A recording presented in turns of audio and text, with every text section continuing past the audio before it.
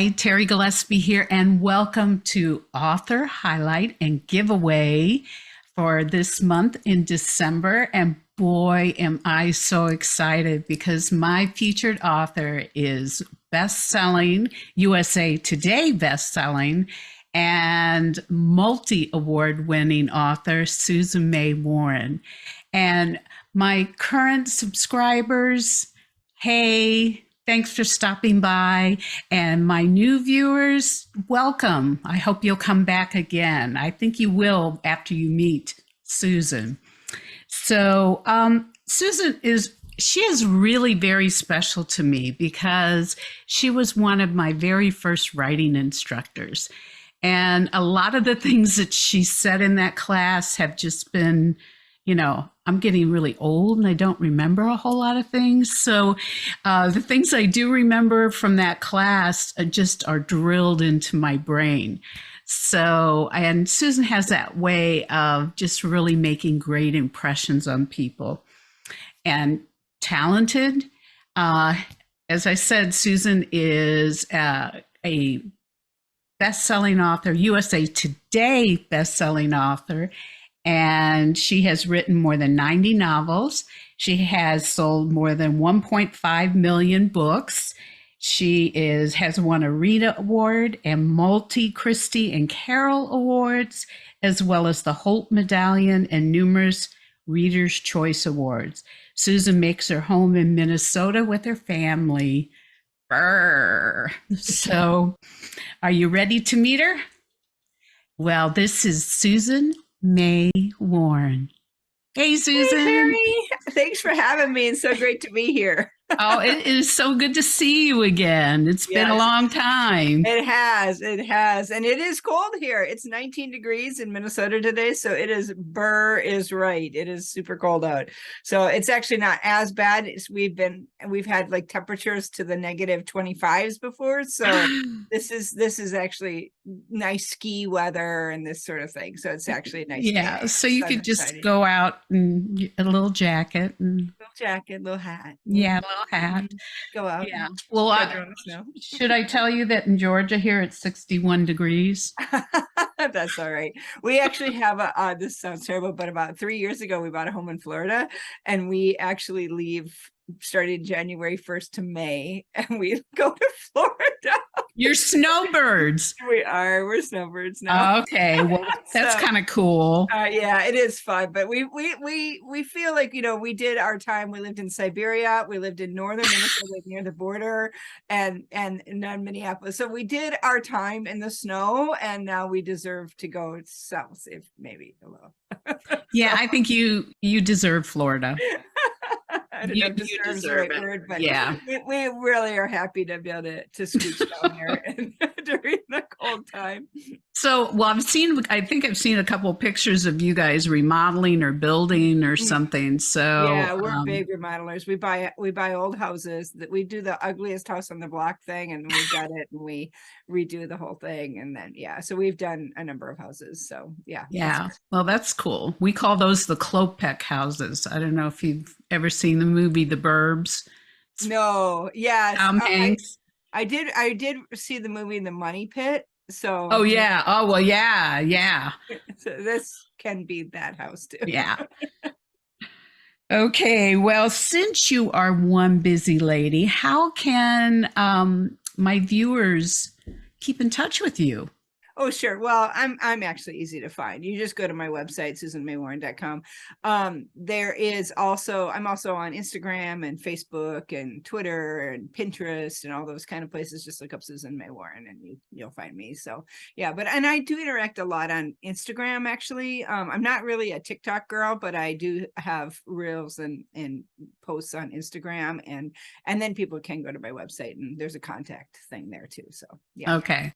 Well, yeah, I'm still not TikToking yet. My daughter's going to try to teach me. So just have her do it, Terri. Just have her do it. like there's just, it's.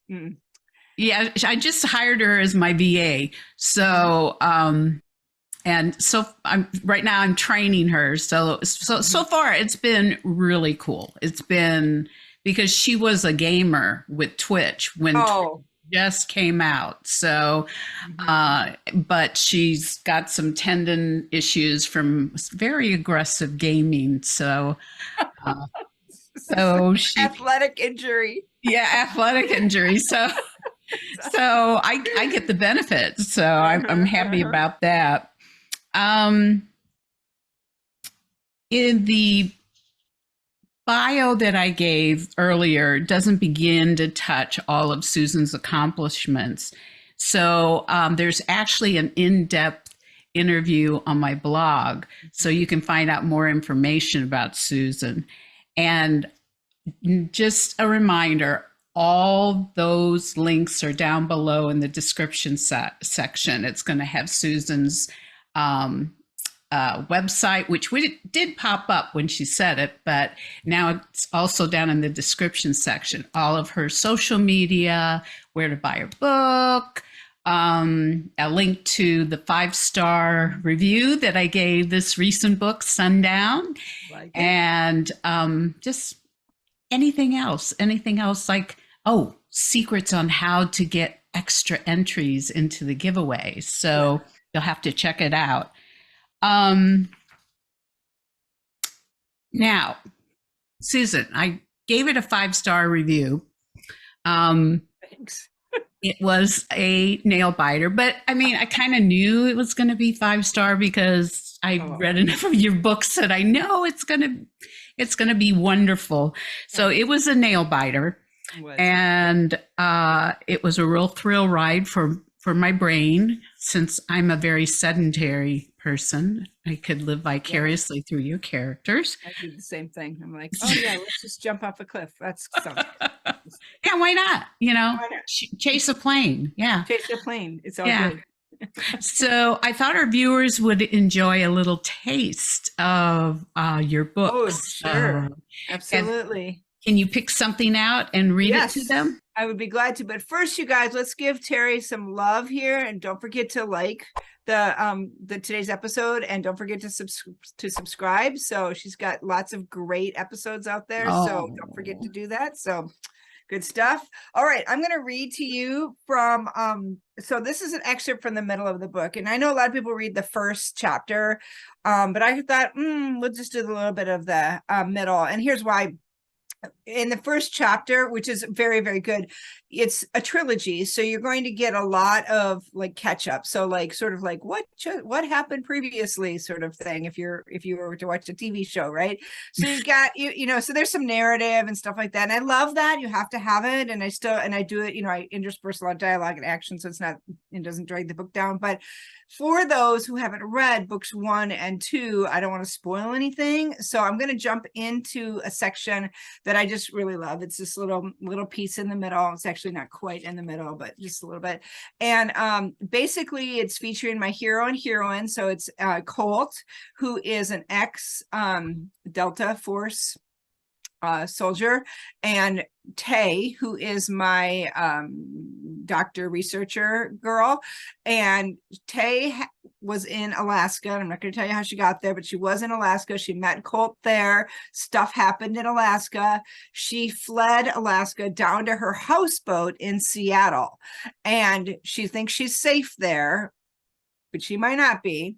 And Colt, the hero, knows that she's not safe, or at least doesn't think she is. So Colt has shown up on her houseboat, tracked her down, and this is where he jumps in and surprises her. So and this is sort of the first little ignition to their, I mean, they've had some conversations, and they sort of know they like each other and this sort of thing, but maybe they shouldn't like each other. There's some reasons for that. And so now this is the first real ignition to their relationship as well. So here we go. He passed what he thought might be her houseboat twice. There weren't a lot of moorings on the east side, at least not that fit her description of a third-story deck and a glass wall that overlooked the water. Colt had narrowed it down to 3 possibilities when he spotted a light flickering on in his top choice, the houseboat moored at the end of the northernmost dock. A sliver of light through the blinds arrowed out into the water and drew him to her dock. Someone was lighting up, a little reefer from the scent in the air. He tied up his motorboat, having cut the motor well away from the dock, letting the momentum draw him in. Then he waited in the shadows until Reefer Man went inside, turning off his deck light. Colt sneaked aboard her boat. Security was a joke, and another good reason for him packing his duffel, not much to pack, really, and talking Dodge into flying him to Anchorage to catch the late afternoon flight. Would have gotten here earlier, but his flight had routed to Portland because of the storm. Instead of waiting for the hopper back to Seattle, he'd rented a car and driven the 175 miles north. He'd rented a boat off an app on his phone as he drove north, met the owner at a private dock, and paid extra to have it overnight. If he didn't find her by morning, he would call in his brothers, maybe even Fraser and the guys from Jones Inc. Colt climbed her spiral staircase and stepped out onto the upper deck, nearly knocking over one of the many plants in huge containers that outlined the deck area. She hadn't been kidding. Nice boat. And the view. Sure, he could get used to this if he wasn't a guy who lived out of a duffel. Movement had him slipping into the shadows, and then Tay walked out in the deck wearing, oh, she had to be kidding, a bathrobe?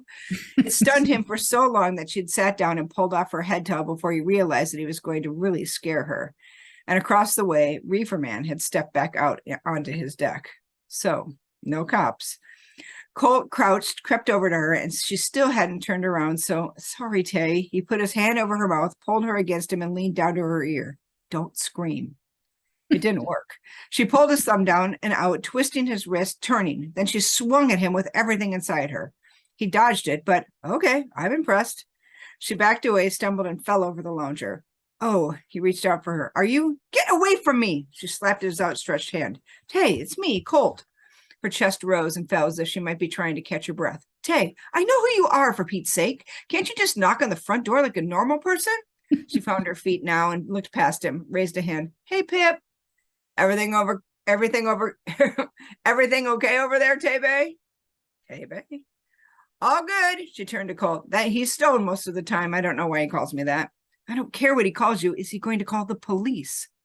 She looked at Pip, then shook her head, walked over to Colt, palmed his cheeks, and kissed him? What? It wasn't gentle or particularly welcoming, but the kiss lasted long enough for him to catch up and wrap an arm around her, for his heartbeat to stop, for him to taste her, smell the freshness of her, for his hand to reach up and curl around her neck, tangle into her wet hair. Well, okay. She broke away, pressed her hands on his shoulders. That's good. Yes, it was. But just like that, she'd stepped back from him, leaving him a little reeling, his heart restarting hard against his chest. What just happened? That should keep Pip from calling the cops. He was still scrambling, and his voice turned a little rough. I don't know. Do you normally kiss strange men on your deck? Just shut up and come inside. She picked up her towel, waving at Pip again, then walked to her stairway. Colt scrambled after her. She was already to the second level, opening the door. He stepped inside. Oh, her bedroom. Big white bed, the fragrance of a recent shower heavy in the room, the same as her scent, all soapy and lavender smelling, and keep walking, tough guy. She pointed to the door, but he turned and flipped the lock of the balcony door. After you. She rolled her eyes, but she walked past the second floor sitting room with the glass wall, then took the stairs down to the main floor. He followed in the semi-darkness, the lights of the lake and surrounding boats gleaming into the room. She flicked on a light that hung over a plush gray lamp that anchored a couple blue sofas, orange pillows, a few blue lamps. Okay, he hadn't expected quite this much personality, but he didn't hate it. Felt like he saw a piece of her soul. This is a great place, Tay. Research that could end global pandemics pays well. She was standing in the middle of her room, her arms around her. Now she turned, met his gaze, her blue eyes in his. You scared me. You scared me. He didn't know where that came from, maybe the thin edge of shock that remained after their kiss. The taste of her lingered on his lips, and his heartbeat still stuttered a little. This woman. We had a deal. You go, I go. I didn't make you that deal. He just blinked at her. Yeah, you did. You said it. I didn't want to fight with you. Her mouth tightened. But you shouldn't be here, Colt. I don't want you getting hurt. You don't want, honey, like it or not, I'm in this with you. All right, so that's the end of that scene, and more stuff happens after that. It's exciting, yeah, but I just love that. Yeah.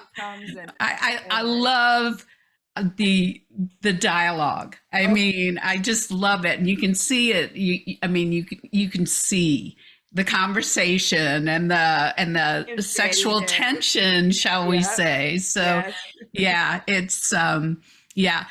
Those are funny parts, and there are a lot of little funny parts there once you start dealing with relationships, especially the family relationships. But it gets rough, exciting, nail biting, exciting. Yes. So Yes. it's a good mix. It's just a really good mix. Mm-hmm. And I've always loved your suspense with romance, and you don't compromise on either. So I love it. It's just such a great balance. Thank you. And you're welcome. And I noticed also that you do write a lot of series, and it revolves around families. Yeah. And I love that dynamic. Is that why you really prefer a series? Yeah, I feel like people connect with series. I particularly am a series reader. I love TV shows that revolve around family and events. I'm, like Chicago Fire is big fan. I'm a big fan of that. And, anything with big families I love.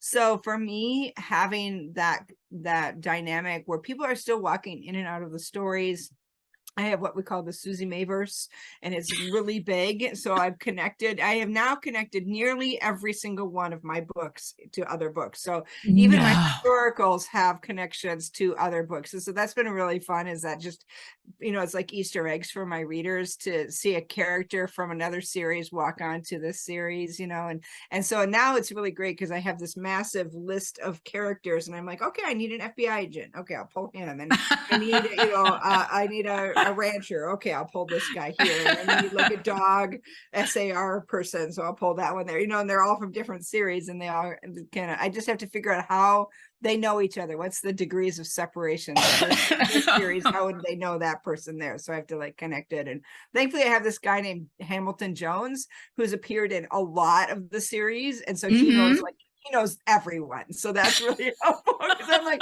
if you know him, you know everybody. So anyway, so that's been fun. But yeah, I love to. I'm a huge fan of creating a group of people that, and then we might focus on one particular character and their journey, but they still have more journeys after this. And so it's very common for me to come back and revisit, maybe do a subplot with that character where we continue on.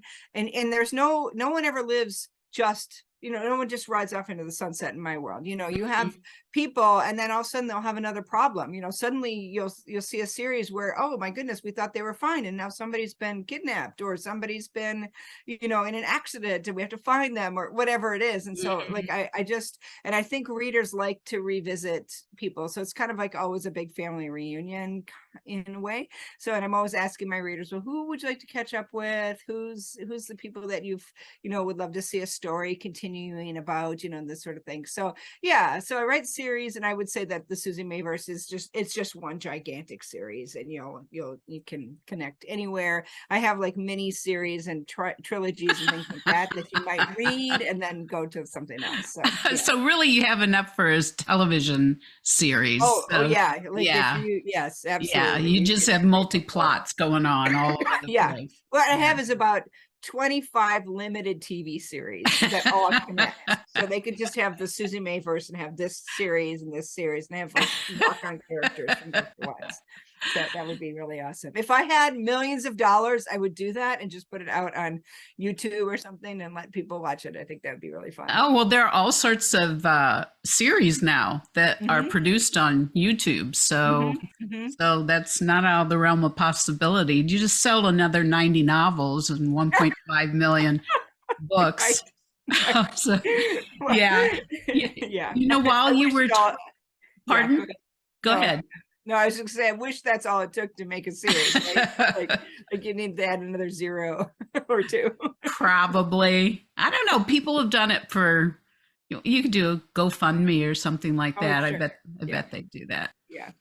Well, one of the things I was remembering as you were talking is that first ACFW conference I went to, where I took your class, my younger sister was with me.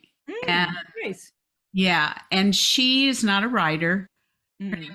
Was Alicia, and she was an avid reader. Just a voracious reader, and she became a real fan of yours. And I remember her now saying, "Hey, it's really cool because she kind of pulls in characters from her other books." And so that Nice. was nice. It was nice to be able to remember my sister a Yeah. little bit. Yeah, that's really neat. Yeah. That's very sweet. I love it when we have my mom passed away a number of years ago and she gave me her book collection. She didn't have a lot, but it Oh, was really fun because it was like, oh, I remember my mom reading these books and I remember what she said about them. And then, when I'm reading and I actually she was like in the middle of a Mitford book when she passed away. So like I kept that bookmark there, and it was just kind of fun to read and think, oh, oh, she read that. And, anyway, it's always fun to read and share that bond with people that you love. yeah, yeah. Well, she attended several conferences and she was so popular because she wasn't an author, she was a reader. So she I'll bet. so They're she like, was you invited and to, yeah. yeah, she was invited to a lot of tables. So the author highlight blog interview, as I mentioned before, has some fantastic information about you. And I am going to give a little spoiler, and that is the fact that really you consider yourself a missionary, I do. and that during one of your tours in Russia, was it? Hmm. You wrote to Dee Henderson, Hmm. and she actually wrote back and encouraged you. And I Hmm. thought, you know what? That was a seed that Hmm. grew into your longing to coach and help other writers Hmm. because For she sure. reached out to you and Yeah. did that for you. Yeah, she was a huge part of my journey because I respected her so much. I still do. She's such a kind-hearted person, Hmm. and I wrote to her early days when I was in Siberia and cold.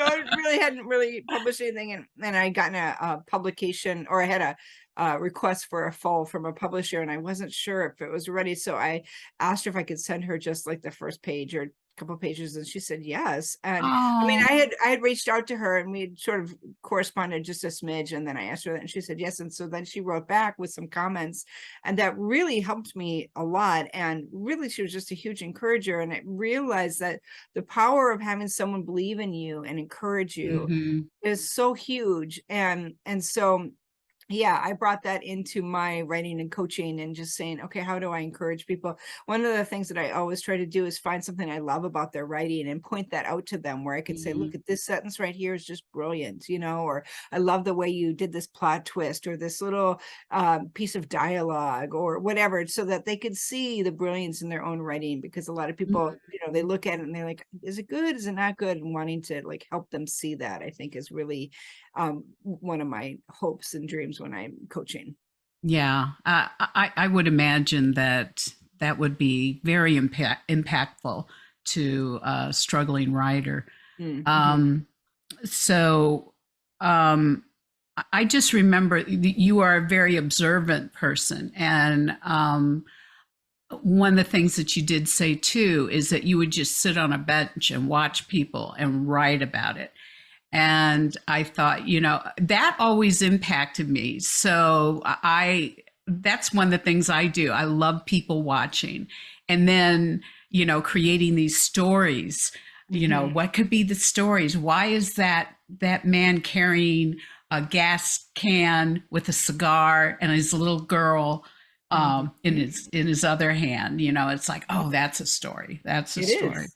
It is. I love to travel. We travel a lot. And one of my favorite things to do is not to take a picture, but to sit down and record what's happening in the scene, the Hmm. sounds, the smells, the sights, the what, Hmm. everything.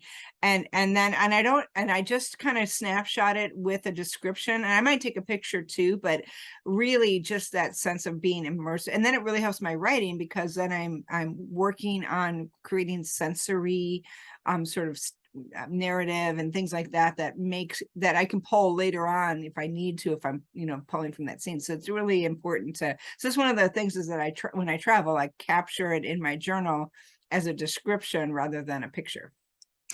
That's so good because I really struggle, and writers that are out here watching this is really important because it gives you a sense of place, it Mm-hmm. gives you a sense of emotion, and we all know what smells and sounds and music do to us that takes us back to memories. So I think that's a brilliant idea, just brilliant. So Well, it helps me a lot with creating story world because I'm always remembering 5 senses in every story world. So just having that discipline of doing it, for myself in my journal is really important. that's great. That's great. Well, the blog interview is great, but we're going to have some fun.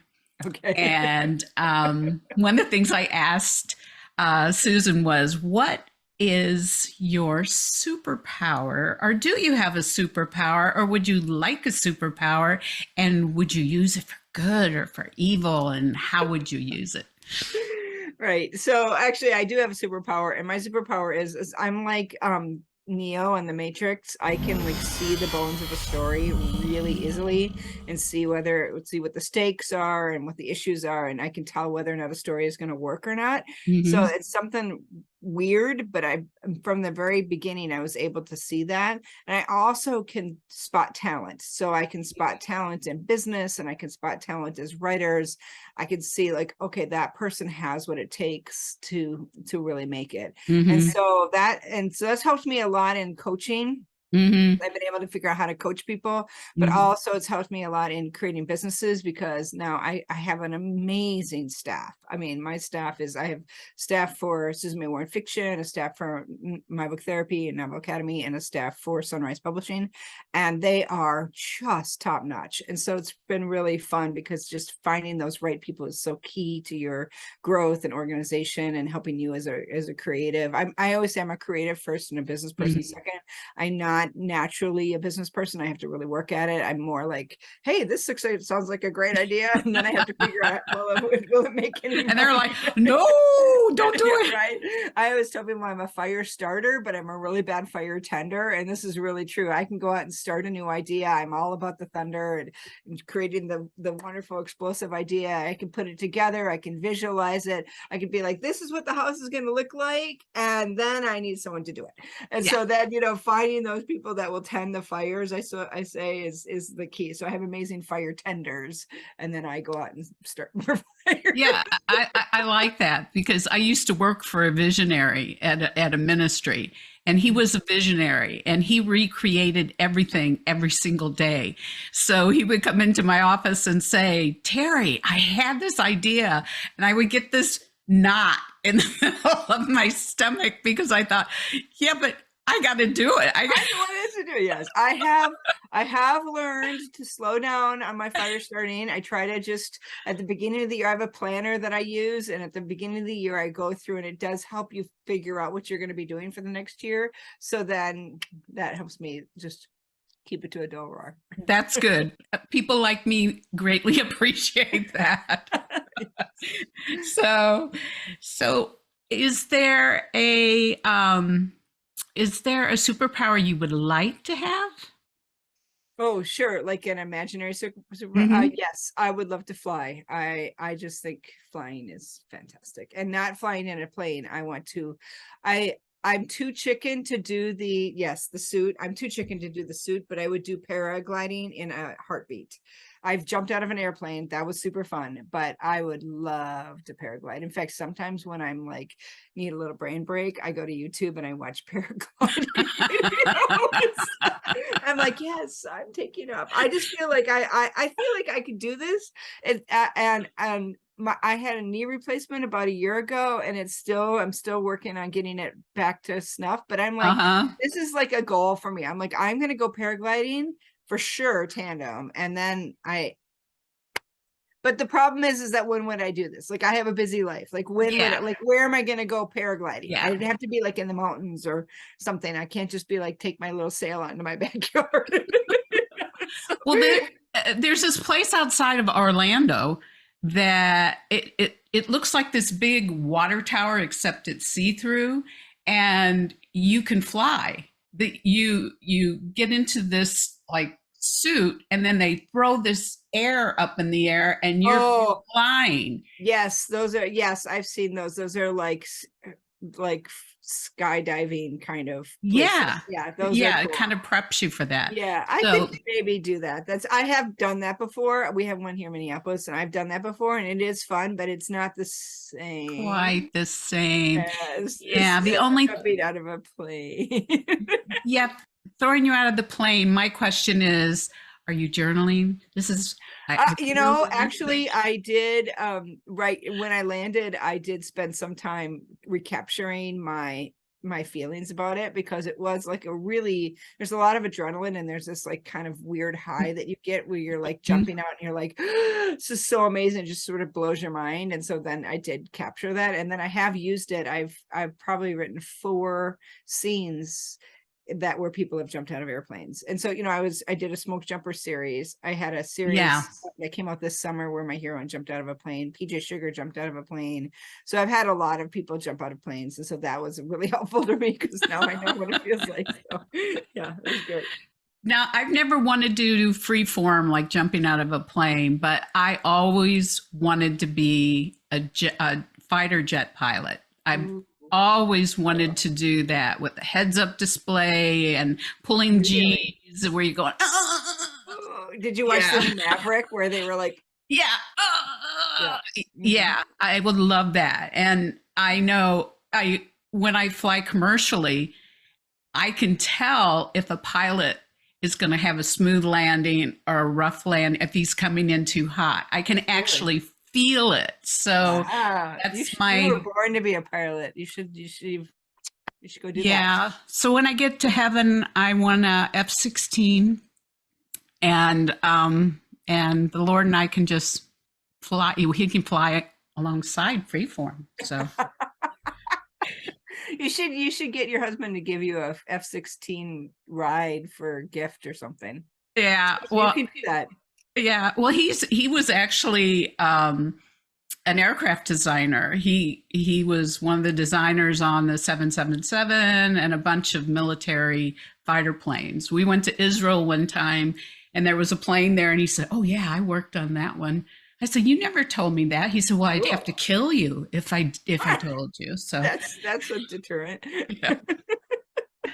That's funny. So by the way, Wiki or Superpowers Wiki, I think your ability to kind of discern and figure out, if somebody's talent and the bones of a story, it fits into the construct category. And those are abilities and powers that are related to constructs, which is defined as physical, but for you, it's probably the mind. And it can deliberately build and form. So interesting. Yeah, I can see things and I can build it and form it, either whether it's a business, a book, or a house. so it's a superpower. It is. actually is. You got a superpower. Okay. I'm a builder. I love it. So for this month's giveaway, Susan and Revell Publishers has generously offered not only Susan's latest, which is the Sundown, but also the whole 3-book series, Yay! Which is Sunrise, Sunburst, and Sundown. So that is a fantastic giveaway. So a big thanks to Karen at Revell. And by the way, you're too young to remember Sky King, right?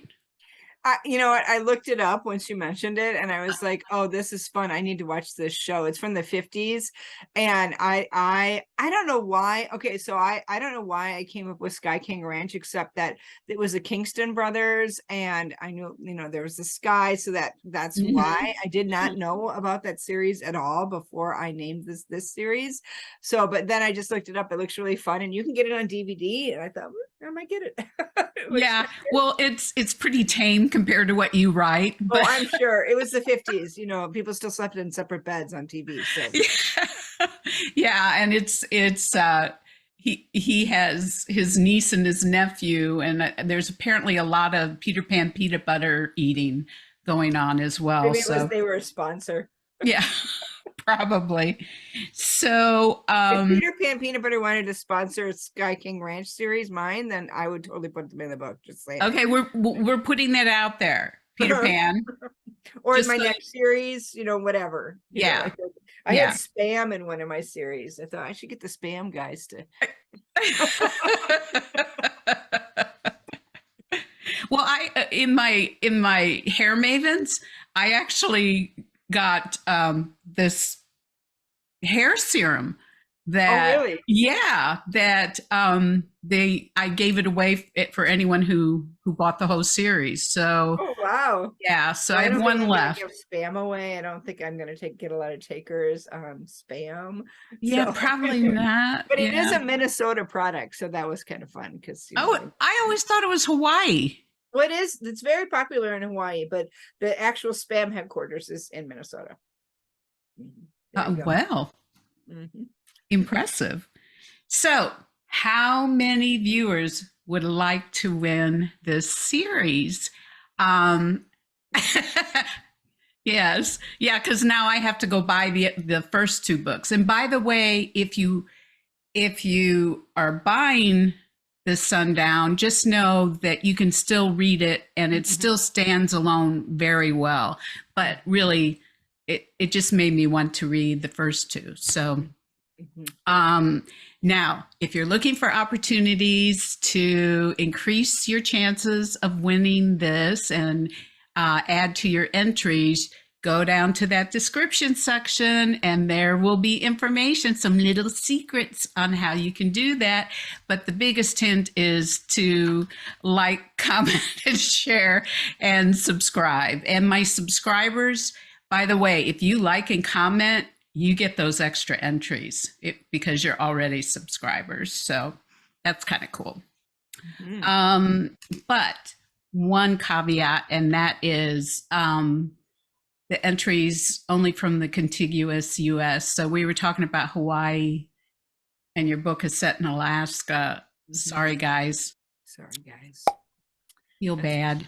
Yeah, well, yeah. Especially since it's the really brave people that live in Alaska, really lucky people that live in Hawaii. So, Well, yeah, the people who live in Hawaii, they've got the bonus anyway. So yeah, right. So, Susan, do you have any final words that you would like to share? Yeah, I just want to say thank you to everyone who reads my series. I know that there are so many books out there and you guys could read anything. And the fact that you take the time to read my books is really a blessing to me. I do try to put in things that will make it worth your while. I mean, I know that people's time is very limited. And so I try to give a great story, great truth, great adventure. I just really try to bring it in terms of a solid story because I know that there's great competition out there and I don't want people to walk away from Susie May Warren book without thinking, oh, that was just fantastic use of my time. I was really blessed. And so that's my goal. And so for anyone who's read my books, thank you so much. I really, really appreciate it. That's great. I want to thank you, viewers. And one last reminder, all those great links and hints and secrets for this giveaway are down in the description section. Plus, pick one or two social media links for Susan and for me, and just say hey, and we'll know that you're watching this show. That we really appreciate that. Now, next month, we are totally revamping this YouTube channel. So yeah, and that was my idea. So I started that fire. So we're totally revamping in 2023. So the first author that we will be interviewing is Lynette Easton. Best-selling and multi-award winning author as well. And I know you know Lynette.